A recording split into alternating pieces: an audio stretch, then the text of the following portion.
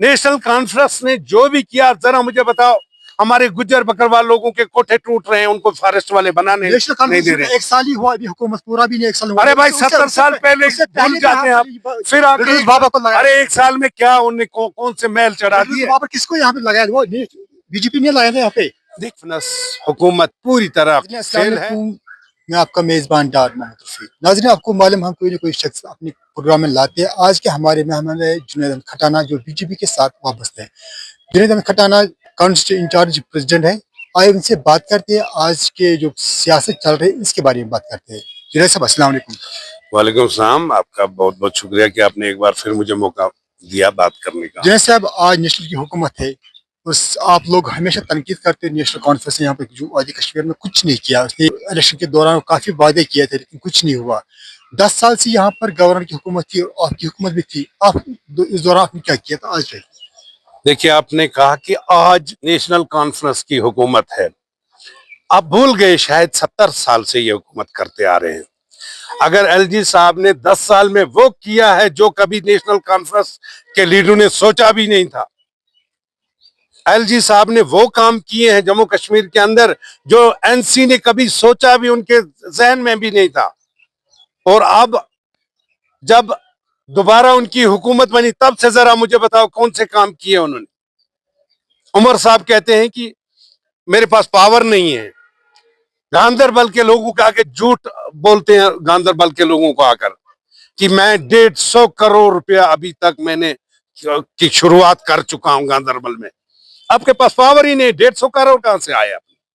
कहां से लाए? आपके पास पावर है तभी आपने 150 करोड़ का जिक्र किया, लेकिन फिलहाल दिखा कुछ भी नहीं। एक साल से ज्यादा हो चुका है वक्त, अभी तक नेशनल कॉन्फ्रेंस हुकूमत पूरी तरह फेल है, नाकाम है। 1 रुपए का काम भी सही तरीके से नहीं हुआ। हाँ, यहाँ पे नरेगा होता है।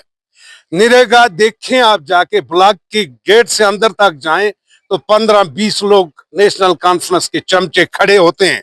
आम आदमी को वहां का दिहाड़ी नहीं मौका मिलता करने का, क्योंकि वहां पे अगर काम होता है तो वो उनके चमचों के इशारे पे होता है। उमर साहब ने कहा कि अभी मुझे सिर्फ 1 साल हुआ, अभी 1 साल पूरा नहीं हुआ, अभी 4 साल है। 4 साल में यहाँ पर कश्मीर की हालत चेंज कर दी है। 1 साल में 4 साल है। अभी 1 साल में वो लाख नौकरी कहाँ गई? 10,000 तो कहीं किए होते, 1,000 ही किया होता तो हम कहते 4 साल में और होंगे। उमर साहब कहते हैं कि मेरे पास अभी तो पावर जो यूटी के चीफ मिनिस्टर को होने चाहिए वो बराबर है उनके पास। वो बहानाबाजी है। उमर साहब एसी में पैदा हुए, उमर साहब ने बादशाही देखी, उमर साहब महलों में पैदा हुए। वो 70 साल से बाप ने, दादा ने जो राज किया, पैसे का बिस्तर था, उस पे सोते थे। आज उसमें उसको कमी दिख रही है। क्यों? क्यों? आज मर्क सेंटर की नजर के अंदर काम होते हैं।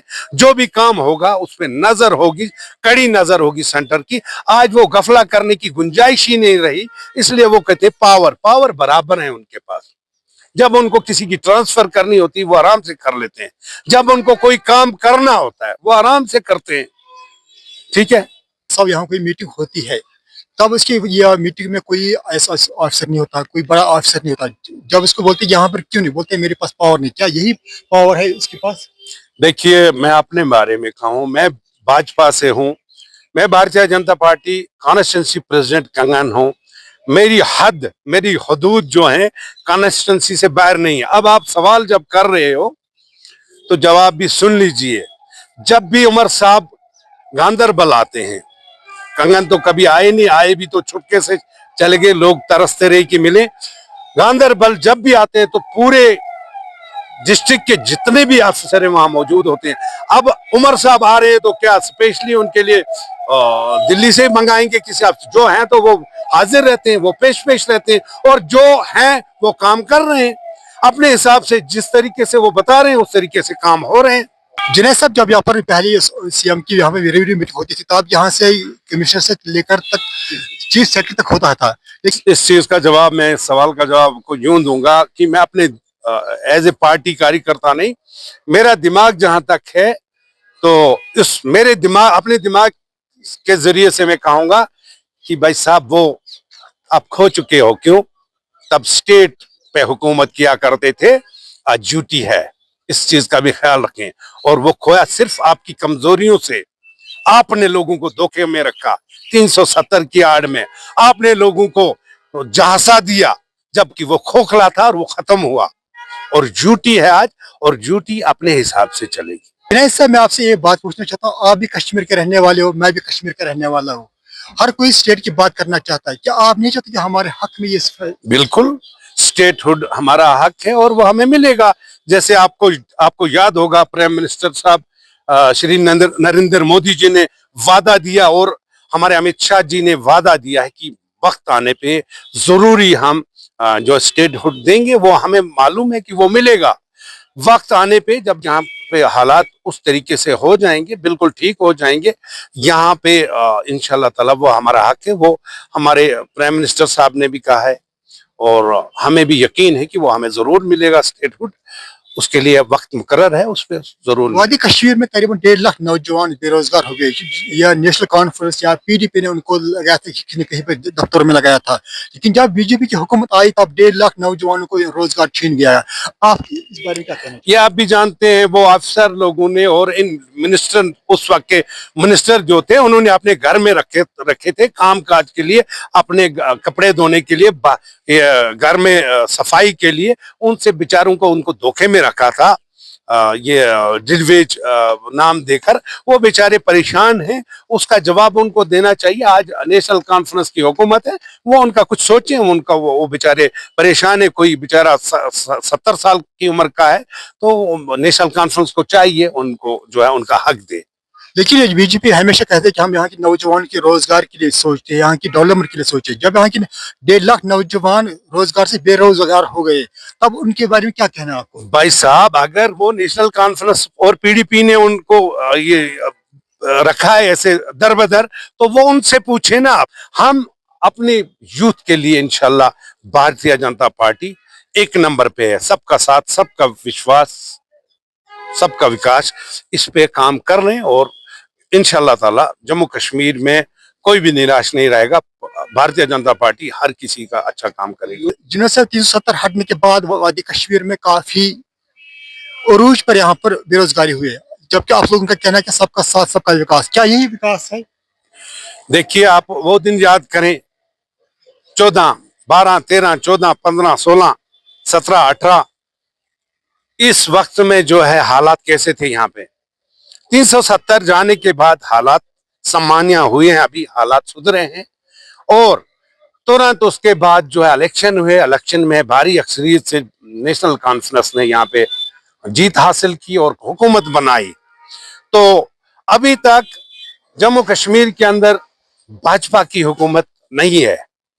सेंटर से जो भी है, पूरे देश के लिए जो मिलता है, वो जम्मू कश्मीर का जो हक है उनको बराबर मिल रहा है। लेकिन आप लोग उनकी हमेशा आवाज रहती है ना कि सबका साथ सबका विकास, लेकिन यहाँ पर कोई विकास नजर क्यों नहीं नहीं आ रहा है। विकास, क्यों नहीं विकास हुआ? क्या सोनामर्ग में जो ये टनल बनी है, ये किसने बनाई थी? फारूक अब्दुल्ला साहब ने। वो तो बातें कर रहे थे, तब सिंगल रोड हुआ करती थी। क्या ये जो रोड बन रहे हैं, ये विकास नहीं तो और क्या है? क्या ये श्रीनगर से जम्मू तक जो 14 घंटे का सफर 4 घंटे में होता है, क्या ये विकास नहीं तो और क्या है? क्या ये जो रेल के जरिए पूरे देश के साथ जो है जोड़ा गया जम्मू कश्मीर को, क्या ये विकास नहीं है? जुनैद साहब, जिन्होंने ये प्रोजेक्ट आपने गिनवाया, ये सब कांग्रेस के यहाँ प्रोजेक्ट थे पहले से ही। भाई साहब 47 के बाद आज तक कांग्रेस ने जो भी किया, प्लान में किया। वो ख्याली पुलाव बनाए, अमली जामा पहनाया है भारतीय जनता पार्टी ने। कांग्रेस ने सिर्फ प्लान में रखा है, 70 साल से प्लान में रखा है, 47 से अभी तक प्लान में रखा है। किया तो नहीं ना। हुआ किसकी हुकूमत में? भाजपा की हुकूमत में। यानी कि आप सपने देखते हो और हम वह पूरा करते हैं। हुकूमत की भी उस टाइम होती थी, वो भी काम करते ना, वो भी इसमें अमली जामा थी ना। वो क्या उस टाइम नेशनल कॉन्फ्रेंस की हुकूमत थी, उस टाइम गवर्नर की हुकूमत थी। अरे भाई साहब, गवर्नर की हुकूमत कुछ चंद साल रही यहाँ पे। 10 साल यहाँ पे 10 साल से तो नेशनल थी ना। जुनैद साहब, आप कह रहे थे 70 साल से यहाँ पर नेशनल हुकूमत थी, लेकिन जो यहाँ पर लैंड टिलर फ्री हुआ यहाँ आई थी, या जमींदारों को यहाँ पर अपनी मालिकान हुकूमत मिली थी, या जमीन आपको मिला था, जो इतनी यहाँ पर मुश्किल थी, सब नेशनल कॉन्फ्रेंस से खत्म किए थे ना। कौन सी मालकाना हुकूक की बात कर रहे हो? यहाँ पे जो एसटी समाज के लोग, एसटी कैटेगरी के लोग हैं, उनको धोखे में रखा गया। उस वक्त तो शेख साहब ने कहा जाओ बस जाओ, आज उखाड़ रहे हैं, फॉरेस्ट वाले तोड़ रहे हैं, उनके डोके तोड़ रहे हैं, उनके झोपड़े तोड़ रहे हैं, उनको भगा रहे हैं। तो कौन सा मज जो भी लोगों को किसने भगा? 70 साल में जो भी किया, टेम्पररी किया, जो भी किया आरजी किया, ठीक है। नेशनल कॉन्फ्रेंस ने जो भी किया, जरा मुझे बताओ, हमारे गुज्जर बकरवाल लोगों के कोठे टूट रहे हैं, उनको फॉरेस्ट वाले बनाने नहीं दे रहे। एक साल ही हुआ, अभी हुकूमत पूरा भी नहीं, एक साल हुआ। अरे भाई 70 साल पहले भूल जाते हैं आप, फिर आप बाबा को लगाया। अरे एक साल में क्या उन्हें कौन से महल चढ़ा दिए? बाबा किसको यहाँ पे लगाया? वो बीजेपी ने लगाया था यहाँ पे। देखिए एलजी हुकूमत जो थी वो किसी की, एलजी साहब किसी के मातात नहीं होते, उन्होंने अपने तरीके से अच्छे काम किए, लोग उसमें खुश हैं। अब जरा लोगों से पूछिए, आप आज खुश हो या एलजी के दौर में खुश थे? एलजी के दौर को आज भी लोग याद करते हैं और कहते हैं, और कितनी जगह आपने देखा होगा लोग, आम आदमी कहता है हमारे लिए एलजी बेहतर है, इनको दफा करो। अगर यहाँ पे हमारी बहनें कहती हैं कि हमारे लिए एलजी बेहतर है, इतने लोग तंग आए इनकी हुकूमत से। जुनैद साहब आपको बहुत शुक्रिया, क्योंकि टाइम बहुत ही कम होता है। आपको बहुत बहुत शुक्रिया, आपने अपने कीमती वक्त दिया। नाज़रीन थे हमारे साथ जुनैद अहमद खटाना साहब, जो बीजेपी के साथ वाबस्ते हैं, उन्होंने अपने कीमती ख्यालात इज़हार किए। नाज़रीन जी इजाजत, मैं आपका मेजबान डार मोहम्मद रफीक, खुदा हाफिज।